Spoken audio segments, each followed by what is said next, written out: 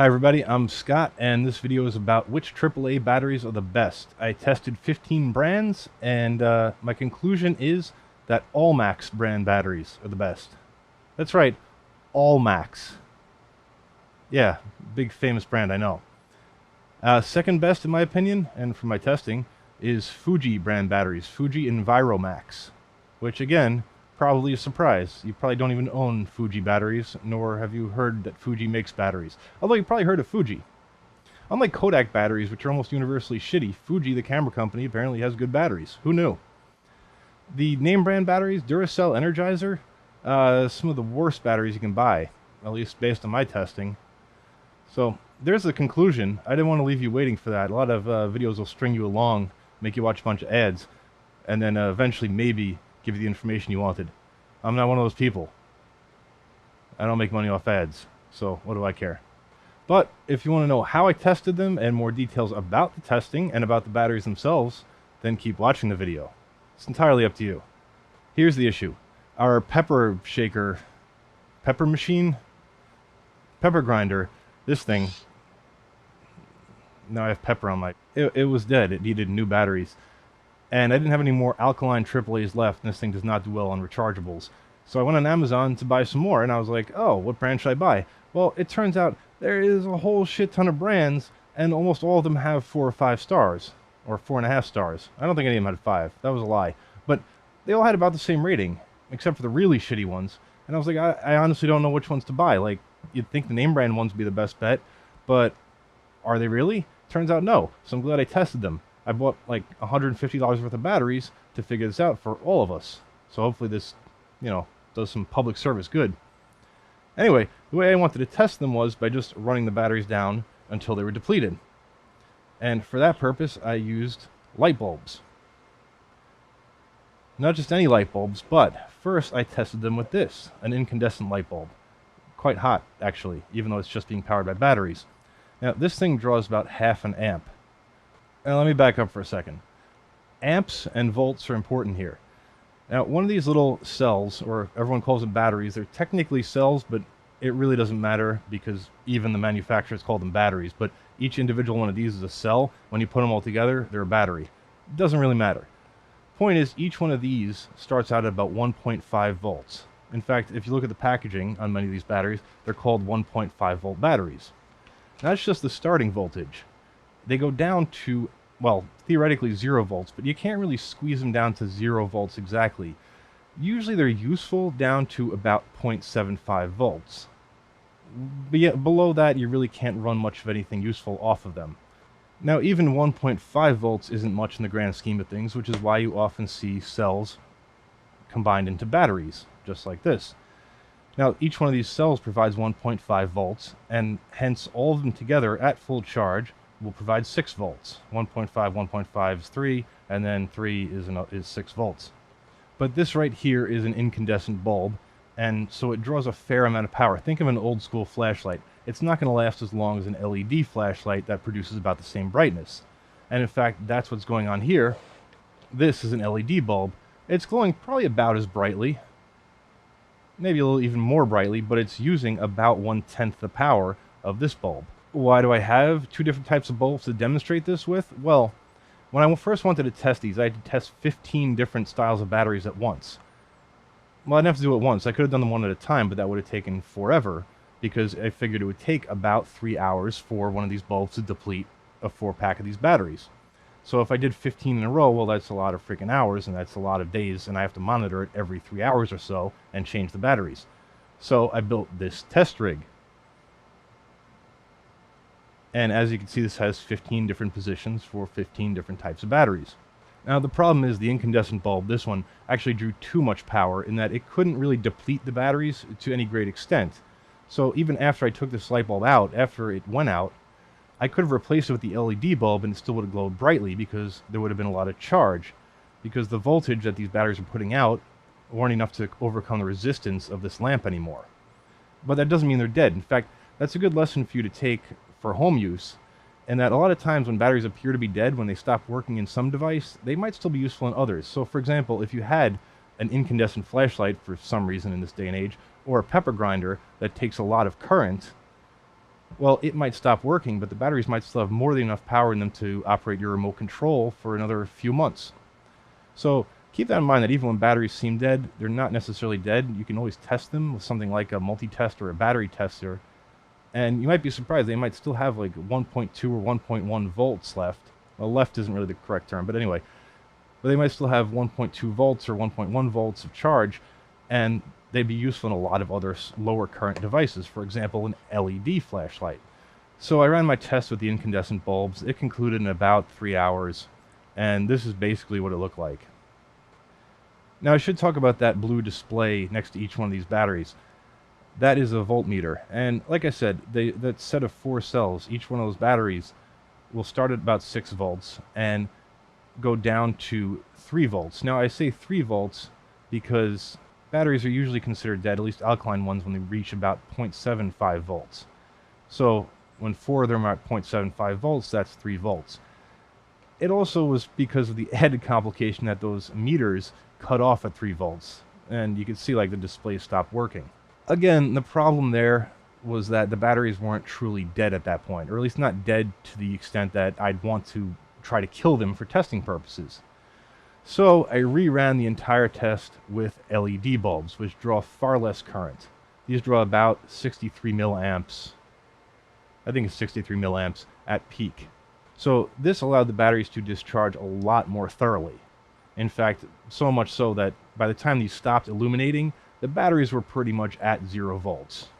So ultimately, I thought that these bulbs, this lower current test, was a better test. But of course, it went on for much longer. In fact, I let the test run on until the bulb went dim and actually went out. And that took about 100 hours, or 4 full days. And I left the test running on top of my washing machine, rendering it inoperable for about 4 days. But testing batteries is more important than cleaning clothes. Plus, we had enough clean clothes, so it was fine. It's not like we were walking around in rags because of a battery test. That would just be absurd. And this is what that test looked like. I'm not going to show you the entire thing. I'm just going to show you till most of them get down to 3 volts here. And you can kind of see what's going on. Basically, the first displays to turn off are the worst batteries as far as longevity goes, and the ones that last long as well last the longest. Pretty simple. But in theory, it's not that simple, because you could have a battery that lasts a really long time, but is really expensive, and in that case, is it necessarily worth it for household use? So I also wanted to take price into account for these tests. Turns out I didn't really have to, which is the really interesting part about this, is that the cheapest batteries were actually the best batteries. That's why I was so perplexed, and that's also why I ran the test twice. Because with the incandescent batteries, I was like, wait a minute, there's no way all Max batteries and Fuji batteries and Anker batteries are the best batteries around. I mean, that can't be. It has to be the name brand batteries. So I did the test again with the lower amperage bulbs. Same results, even though I moved the batteries around, changed where their positions in the rig. It drove me so crazy that I even plunked the batteries into a charger/discharger, which was able to discharge the batteries at 500 milliamps, and even that showed the same relative longevity for each of them. So, shockingly, the cheapest batteries are the best. And I'm going to show you a spreadsheet right now. I'll go over it really quickly. I'm not going to go into detail because it's a spreadsheet. It's not very exciting. But I just want to show you the highlights of it and why I'm deeming these low-cost batteries to be the best batteries. Now, first off, this spreadsheet is a Google Doc. I'm going to link to it in the description below, as well as on my site at s.co.tt, because I'm not going to go into every single number on here. That would be excruciating.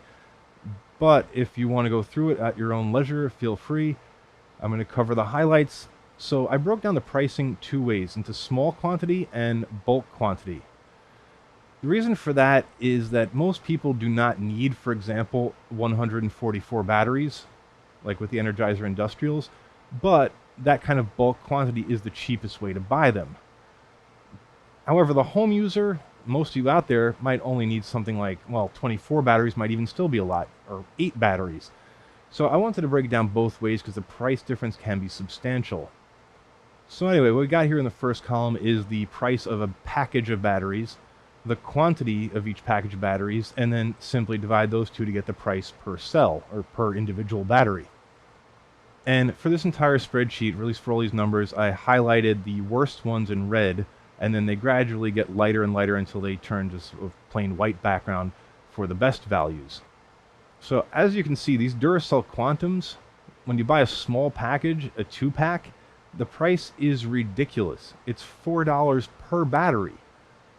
Now, if you pay $18 to get a 20-pack, that brings the price down to 90 cents per battery, which is not the worst. The worst is Duracell Optimum, which is a $1.07 battery when you buy it in bulk, but it's still pretty damn bad because I highlighted the absolute best values in green, and as you can see, the AllMax brand batteries, whether you buy it in a small quantity or bulk quantity, they're both the best price around. And even the small quantity price, which in this case really is not that small at 48 batteries, but the price is only $13 for that package, so you're probably still better off buying it even if you don't use all 48 batteries anytime soon. But even in the lower quantity, the price per cell there is actually better than the bulk quantity of any other cell available. So the AllMax holds the best price across the board. And in this column, I simply made the average price, which is somewhere in between. If you're buying an intermediate quantity of batteries, you'll probably hit something about that price. Now, I highlighted the second best values in a sort of light bluish color, which happens to be a very similar color to my cursor, which I didn't really think of ahead of time, but I'll kind of move it around so you can kind of not lose track of it. But anyway, the Duracell Pro cells, when bought in relatively small quantities, 24 batteries, are the second best price. Not the second best value, though. Amazon Basics are the second best as far as price goes, right behind AllMax at 23 cents. But in smaller quantities, their pricing is much worse. For example, 4 Amazon batteries, they cost 87 cents a piece, which is not great. Now, the meat and potatoes of this is the AH. That stands for amp hours. So that brings us back to amps. So like I said before, the incandescent bulb takes about 0.5 amps to run at full brightness. And just to fudge the numbers a little, this takes 1/10 that amount of amps, so 0.05 amps to run at full brightness. If this bulb ran for 2 hours before the batteries went out, that means that it would have consumed 1 amp hour worth of current. Why is that? Well, because if it runs for 2 hours and it takes 0.5 amps, 2 times 0.5 is 1, and therefore 1 amp hour. If it runs for twice that amount of time, it runs for 4 hours, again, 0.5 amps, that's 2 amp hours. Now this one, drawing 1/10 of that, could run for 20 hours, but it would still draw 1 amp hour. See what I'm saying? I hope I explained that well. Anyway, and so as you can see in green here, the longest lasting battery, the one that provided the most power, is the Fuji EnviroMax. The runner up to that is the AllMax. So second best performer as far as power, and you can see it's a very close second. This one's 1.485, this one's 1.433. Not a bad second place. And you can see that these are quite a bit higher than the next competitor at the Anker batteries, or Anker batteries, I'm not sure how you pronounce those, at 1.355 amp hours. So it's pretty clear that the winners are the Fuji and the AllMax. Again, the AllMax being by far the cheapest. So that's why I gave my recommendation for the AllMax. Again, if you absolutely want the longest lasting batteries, it's Fuji, but not by a mile. So it's kind of irrelevant. That brings us to these next columns. These are the price per amp hour. In essence, this is what you're paying for when you buy a battery. You're not buying a battery to just have a small cylinder to look at. You're buying a battery to provide a certain amount of power, and you want one that will provide the most amount of power for the least cost. That's what this column is. This is showing you how much you're paying for per amp hour, per unit of storage of the battery. Again, the AllMax is the clear winner here, and by quite a good margin. Whether you buy in bulk or in small batches, the average price is 17 cents per amp hour. The next closest competitor on the average price is, again, the Fuji EnviroMax, which is why that was my second best recommendation, at 25 cents, still quite a bit more than the 17 cents of the AllMax. Now, if you're buying in bulk, you can see we fall a little out of line here in that the Amazon Basics are the second best price per amp hour at 17 cents. So the amount of green in this row says it all. No pun intended to all Max. Now, I just want to point out the big losers here. Duracell Quantum, which is like Duracell's premium, or one of Duracell's premium brand of batteries. Here we're talking the average price of $2.15 per amp hour, compared to 17 cents per amp hour for the All-Max. That's a ridiculous difference. And if you buy in small batches, it's $3.51 per amp hour. Like, to me, that's just insane. The Duracell Optims, again, brand name, this is again top of the line. I think this is the absolute top of Duracell's line for alkaline batteries. And here we're talking $1.38 per amp hour, 98 cents, an average of $1.18. Again, compared to the price of the All-Max, it's ridiculously expensive. Now the interesting thing is the big loser here, as far as actual capacity, as far as amp hours goes, you can see this big red mark right here in the middle of this column. And that's much redder than the other rows because it is so much worse. It's 0.898 amp hours. All of these are above 1 amp hour, and all of them pretty significantly above 1 amp hour. You can see here we have 1.14 and 1.084. Those are the next worst ones. So these are the standard Energizers you'd buy in a regular store. They're Energizer MAX. I didn't write the MAX here because they're basically the standard Energizers, but damn, these are bad. So that's about it for the spreadsheet. Again, available to download below or just to view online below because it's a Google Doc, whatever. Point is you can click below and go into it in more gory detail.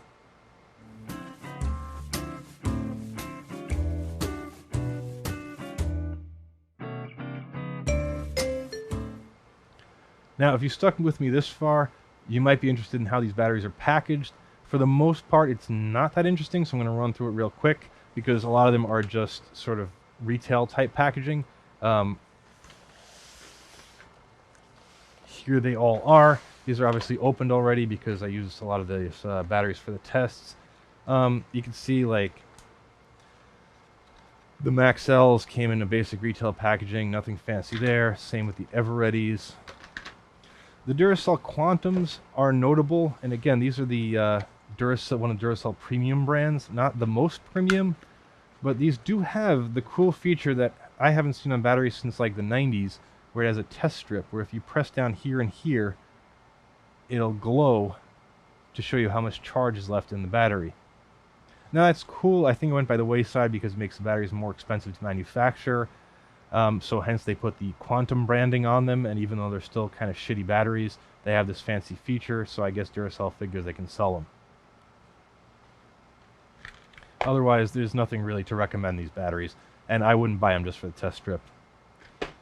Speaking of Duracells, this is the premium, the most premium of Duracells, Duracell Optimum. Extra life, extra power. Not really. Not at all, in fact. These come in a very fancy case, though. You rip off the top here, it's perforated, and then you can pull out this lovely sleeve, which contains the batteries. And then they're like hermetically sealed in here for no reason at all. Oh no, actually they're not hermetically sealed at all because there's 2 holes there. But yeah, I don't really know why this packaging. I think it says in the marketing materials this way you can reseal it, but I found it just ripped open. It's not like a Ziploc bag, it's just rips open, so you can take that off and I guess put them back in the box, but then you have this bulky ass box with 4 batteries, even though it's the size of 8 batteries. I don't know, this whole thing seems like a gimmick.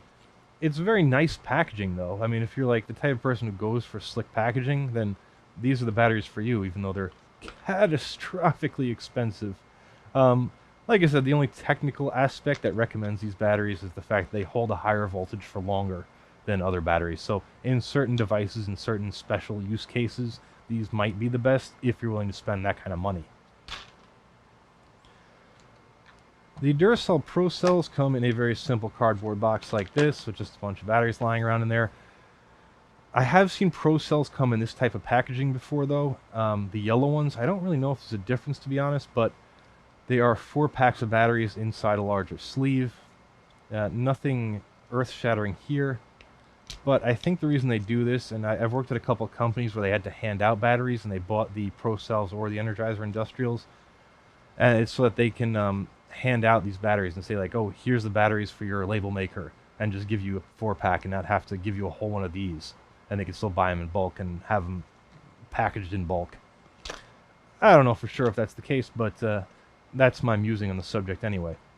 This can be convenient, though, for storing the batteries, like, in your house, because you can just leave a box of these, like, you know, in your living room near where you keep your remote or whatever the hell. Leave one of these in the kitchen if you're a pepper grinder. I don't know. I keep all my batteries in the same place. Not really relevant for me, but kind of neat, I guess. Amazon Basics. Like with all Amazon Basics crap, they're in a generic cardboard box. The only really interesting thing about these is that they come with an instruction manual. I don't believe I've ever seen batteries come with an instruction manual, but it's nothing interesting at all. It's basically all just warnings, like do not dispose of them in a fire, do not mix new and old batteries, do not blah blah blah batteries. Yeah, and then it's in like a whole bunch of different languages, which is why it's so big. It's just because we live in an overly litigious society where they have to tell you not to eat batteries because you might die from eating a battery, which indeed you might. It's a terrible idea. Don't eat batteries. But we sort of all should know that by now. As environmentally friendly as this generic cardboard box is, they do go to the step of wrapping each 4-pack of batteries in some kind of plastic wrap, which you can just easily break open by twisting. Why not just have them loose in here? I don't know if they're trying to be environmentally friendly. I don't really care. Again, it's convenient if you just want to throw 4 batteries in a drawer and not have them rolling all over the place. So from a practical standpoint, I don't dislike it. It just seems a bit hypocritical. The Fuji batteries came in this vast retail packaging, a very long package. I've never seen these in stores. I have a vague memory of seeing Fuji batteries in like camera and electronics stores in the 90s. I don't know that these are popular in the States or that they're sold in stores here at all. I'm assuming you can get Fuji batteries in Japan pretty easily because obviously it's a Japanese company. Again, this has all the instructions, as Amazon calls them, on the back in also almost as many different languages. So apparently these are sold quite internationally. But like I said, I just don't see them a lot in the US, but they are on Amazon, and they are good batteries. Rayovac, I bought a shit ton of them. This is a 72-pack. These are not fancy at all. They just sort of come in a cardboard box. They were separated by these separators and all standing up quite neatly when I got it. Obviously, I've used a bunch, so they've collapsed. Not the most optimal battery storage system once you've used a bunch, but gets the job done. And unlike Amazon, this is much more environmentally friendly because there's no plastic packaging involved here. There's a bit of tape and an extra label, but what can you do? Rayovac's premium batteries are called Rayovac Fusion. Again, mediocre performers, not worth the price. They do look the best, I think. Again, not that I buy batteries to look at them, because it's just a cylinder, but the shiny red and silver color is pretty awesome. And they also came in a package. They were all just standing up like so. And, you know, kind of a nice box to keep them in, I guess. Not environmentally friendly. Again, not my really major concern here, because, I mean, let's face it, alkaline batteries in of themselves are not environmentally friendly, because you use all of these and then you just throw them in the garbage, or recycle them as you should be doing, or bring them to a... I don't even think they get recycled. You bring them to a disposal area. I don't know if they get recycled from there, or they just get disposed of properly where they're not going to leak into the groundwater. I don't know. If you don't want to be wasteful, don't buy alkaline batteries like I have. I'm a big hypocrite, though, so it's okay if I do it. These are a brand that I'm actually very familiar with from testing their rechargeable nickel metal hydride batteries, EBL. They make a lot of batteries and sort of battery chargers and related components and stuff. Again, generic white box. They come in 4-packs like the Amazon did, wrapped in plastic. Only this plastic is virtually indestructible. Like, you need a scissor to get these apart, which annoys me.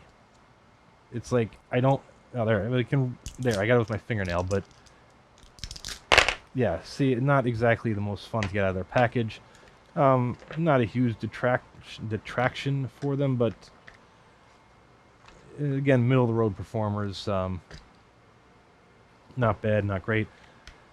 Anchor batteries, these guys I'm familiar with because they make great USB power supplies and USB power banks. that use lithium-ion batteries. As you can see, also wrapped in plastic. This was one I opened. They actually come like this. These are a bit easier to open, so that's nice. And their packaging is also quite nice. It's sort of like at the same level of the Duracell Optimums, where like this is an actual embossed cardboard box with very nice printing. Also has all the warnings on the back. But anyway, these Anker, I don't know how you pronounce it. These did have pretty good performance as far as longevity goes, and they weren't priced horribly. So I'm not angry at these. These are actually pretty good, but again, not the best. And that brings us to the best, which is where I can't find them. Oh, here they are. The AllMax. These come in a very simple cardboard box, which had a giant sticker closing it up, with the biggest box flap I've ever seen in the front, right? And for some reason, these are packaged in pairs. And again, this plastic is very hard to break by hand. That is my main irritant with these. You might be able to get these in other sort of packaging, but yeah. Quite simple. Blue and yellow, very unassuming. They don't look particularly fancy. They don't have a terribly fancy logo. They certainly don't have the brand recognition of Duracell or Energizer. I had never heard of them before. Maybe they're a big brand in another country. Maybe you've heard of them. Manufactured for, distributed by AllMax Battery Inc., Irvine, California, in the United States. So it's an American brand. I don't know where they're manufactured, though. They have a 10-year guarantee. A best before date, in this case, of 2029, which might be optimistic, but who knows? I'm not going to wait around for 9 years to find out. Made in the People's Republic of China. There you go. But made to a high standard. Oh, and I almost forgot about our worst competitor here, the standard Energizer MAX. These come in a wide variety of packaging because these are sold in stores, these are sold online, these are sold at bodegas, these are sold at your mother's house, these are sold pretty much everywhere you can find batteries, and they come in all sorts of different form factors. These happen to come in the same form factor as the Energizer Industrials. Just little individual packages of 4 in a sleeve. Basically worthless, though. Well, anyway, that's me ranting about batteries for a significant amount of time. If you enjoyed this video, I have a channel which you're on with other videos on it. Subscribe, whatever. Everyone's always like begging you for subscribers and likes. If you like the video, you like it. If you don't, you don't. It's up to you. Everyone knows to hit the like button or not. Everyone knows to subscribe or not. If you watch it this long, though, I mean, like, you know, why not? Who's it gonna hurt? But then again, I don't really care. I don't make money off this. So, not that I'm saying don't subscribe. I don't know. You know what it is? It's like, ending these videos is always so weird because I feel obligated to say, like my video, smash the subscribe button, whatever, share it with all your friends. But you hear that at the end of every video and it just gets tedious. It's like, oh my god, we know how to use YouTube.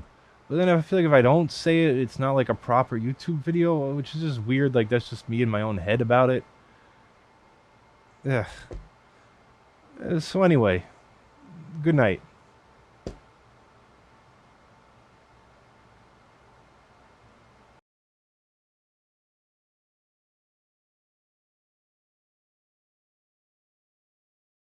Yes, Battery Pepe.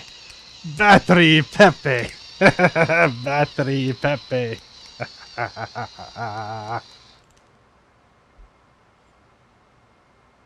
Well, that was dumb. Now I have to clean that up. Then it wasn't even that funny.